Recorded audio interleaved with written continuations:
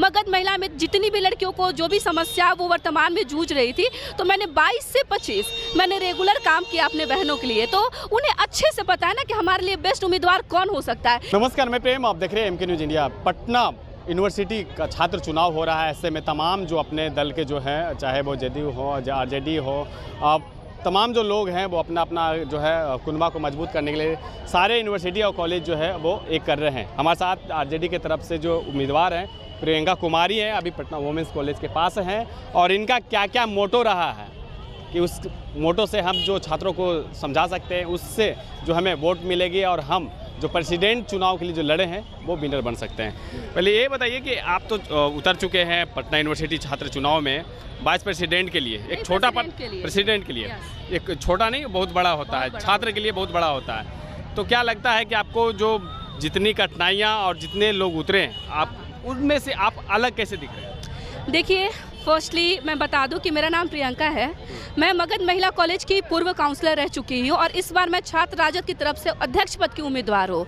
तो देखिए, कंपटीशन तो हाई है, बट मेरे लिए मुझे पता है कि हमारी बहनों को अच्छे से पता है कि हमने काम क्या किया है और मेरा काम बोला है इस यूनिवर्सिटी में। तो सबको पता है, जैसे कि मैंने मगध महिला में बहुत काम किया है, पटना विमेंस कॉलेज में भी वेंडिंग मशीन लगाने का काम किया है। मगध महिला में जितनी भी लड़कियों को जो भी समस्या वो वर्तमान में जूझ रही थी, तो मैंने 22 से 25 मैंने रेगुलर काम किया अपने बहनों के लिए, तो उन्हें अच्छे से पता है ना कि हमारे लिए बेस्ट उम्मीदवार कौन हो सकता है। एक 2 महीना और 10 दिन का नेता हो सकता है, या जो 3 साल रेगुलर हमारे कॉलेज में काम किया है वो हमारे लिए बेस्ट हो सकता है। हमारी बहनों को अच्छे से पता है और मुझे लगता है उनका उम्मीद है प्रियंका से, तो प्रियंका जीत कर जरूर आएगी। कॉलेज हो या यूनिवर्सिटी हो, सबसे बड़ा निकल कर आता है करप्शन। छात्रों के लिए जो सबसे बड़ा चाहे वो बड़े हों या छोटे हों, पैसे की कई दिक्कत होती है, लेकिन फिर भी कुर्सी के नीचे से कहा जाता है पैसा लिया जाता है। वो एडमिशन के लिए हो या एडमिशन के लिए हो या रजिस्ट्रेशन के लिए हो या वगैरह वगैरह, जो भी अगर रिजल्ट ही निकालना हो तो उसमें भी पैसा लगता है। तो फिर आप उसमें कैसे खड़े होते हैं? देखिए, फर्स्टली जब मैं 22 से 25 में काउंसलर भी रही हूँ, तो मैं बता दूं कि मैंने मतलब कोई भी मुझे ऐसा नहीं लगा कोई ऐसा काम करता है, बट अगर जो लोग ऐसा काम कर रहे हैं तो उन पर भी हम काम करना चाहेंगे कि इस तरह का आप लोग मेंटालिटी मत रखिए। कोई भी बच्चा अगर हमारे कॉलेज में आ रहा है, वो हो सकता है गरीब घर का भी बच्चा, ऐसा नहीं कि सारे यूनिवर्सिटी में अच्छे घर के और बहुत बड़े मतलब लोग पढ़ते हैं, ठीक है। तो हम चाहें कि ऐसा नहीं करें, सबको सपोर्ट करें, और मैं इस पर भी काम करूँगी।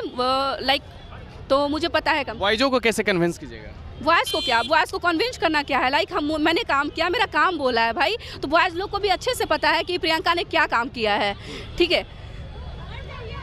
महिलाओं को लेकर जिस तरह से छात्र जो हैं वो कहते हैं कि महिला सशक्तिकरण को लेकर, तो महिलाओं को जिस तरह से होना चाहिए उस तरह का जो मिल नहीं पाता है। और सबसे बड़ी बात है कि छात्रों के लिए पेपर लीक, टाइम पे एग्ज़ाम नहीं होना, पेपर जो है सही टाइम से होना नहीं, इन सभी चीज़ों को कैसे मेंशन कीजिए? फर्स्टली कि मैं पटना यूनिवर्सिटी की छात्रा हूँ, तो टाइम पे एग्ज़ाम हो जाता है, ऐसा नहीं है कि टाइम पे एग्ज़ाम नहीं होता है।